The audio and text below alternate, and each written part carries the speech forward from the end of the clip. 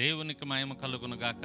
ప్రభునంతులరా, యేసుక్రీస్తు అతి పరిశుద్ధ నామంలో ఈ వీడియో చూస్తున్నటువంటి ప్రతి ఒక్కరికి కూడా మరొక మారు పాస్టర్ పునీత్ కుమార్ అయినటువంటి నేను నా హృదయపూర్వక వందనాలు తెలియజేసుకుంటున్నాను.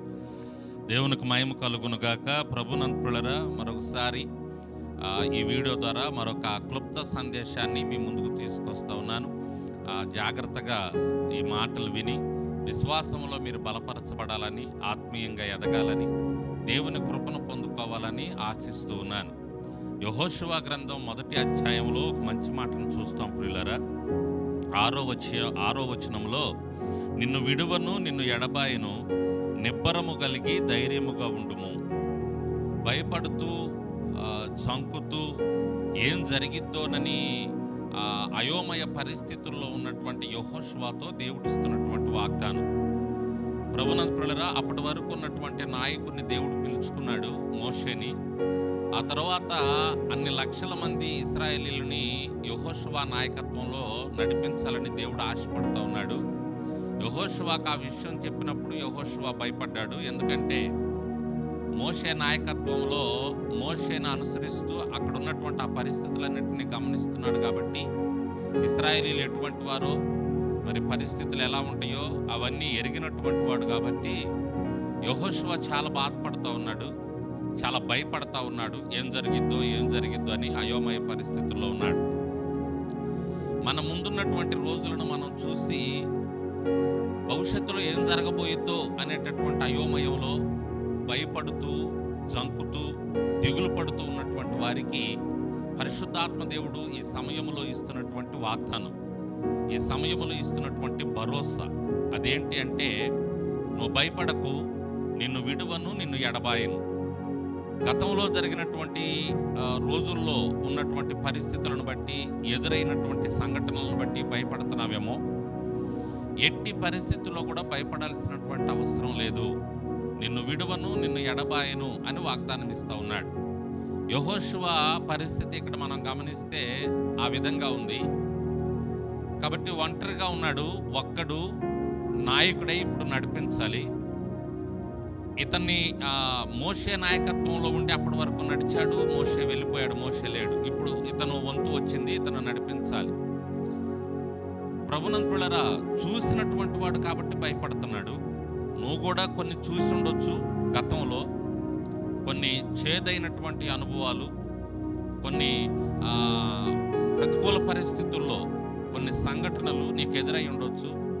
వాటిని నువ్వు ఎదుర్కొని చాలా బాధపడి ఉండొచ్చు, చాలా ఇబ్బంది పడి ఉండొచ్చు. నీ కుటుంబంలో కానివ్వండి, నువ్వు చేస్తున్న పనిలో కానివ్వండి, నీ జీవన ప్రయాణంలో. అయితే మీకు పరిశుద్ధాత్మ దేవుడు ఇస్తున్నటువంటి వాగ్దానం ఈ సమయంలో, నువ్వు భయపడకు, నిన్ను విడువను, నిన్ను ఎడబాయను. గతంలో జరిగినటువంటి వాటిని బట్టి నువ్వేం భయపడకు, నిన్ను విడువను, నిన్ను ఎడబాయను అని పరిశుద్ధాత్మ దేవుడు ఈ సమయంలో పరిశుద్ధాత్మని సహాయంతో నన్ను ప్రేరేపిస్తూ ఈ మాట నీ ముందుకు తీసుకొస్తూ ఉన్నాడు. ఎటువంటి పరిస్థితుల్లో కూడా భయపడకు.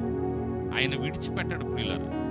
మన దేవుడు విడిచిపెట్టే దేవుడు కాదు, ఆయన ఎడబాసే దేవుడు కాదు.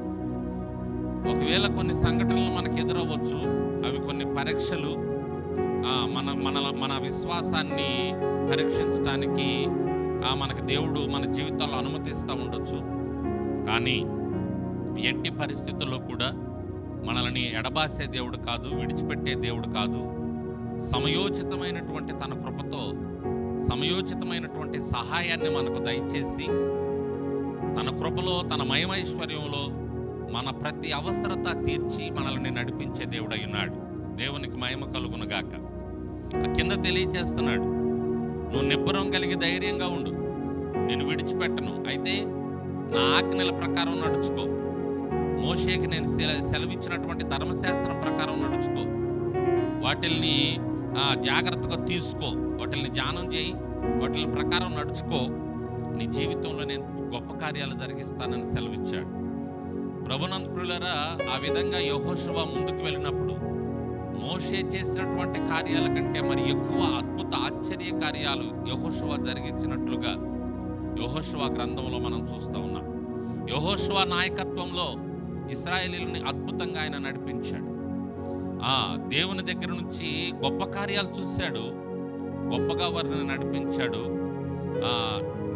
అంటే నేను చెప్తా ఉన్నాను కదా, ఒక రకంగా మోషే కంటే కూడా యెహోషువ ఇంకా బలమైనటువంటి పనులు జరిగించినట్లుగా, ఇశ్రాయేలీయులని బలంగా నడిపించినట్లుగా, వారికి అక్కడికి తీసుకువెళ్ళి ఆయా మరి ఆ ప్రాంతాలను వారికి పంచి ఇచ్చినట్లుగా, గొప్ప పనులు చేసినట్లుగా మనం పరిశుద్ధ గ్రంథంలో చూస్తూ ఉన్నాం.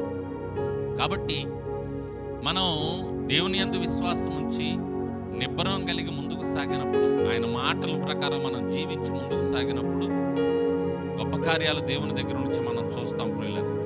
కాబట్టి ఇప్పుడున్నటువంటి పరిస్థితులను బట్టి, లేకపోతే గతంలో జరిగినటువంటి పరిస్థితులను బట్టి, మీకు ఎదురైనటువంటి సంఘటనలను బట్టి, అది అనారోగ్యం కానివ్వండి, ఆర్థికంగా కానివ్వండి, ఏ సమస్య అయినా కానివ్వండి, వాటిని బట్టి ఏం భయపడకు, దిగులు పడకు. నిన్న ఆయన విడువడు, నిన్న ఆయన ఎడబాయుడు.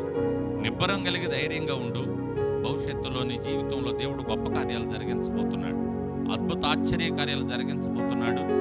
నిన్ను తన సాక్షిగా నిలవబెట్టుకోబోతున్నాడు. దేవునికి మహిమ కలుగునుగాక.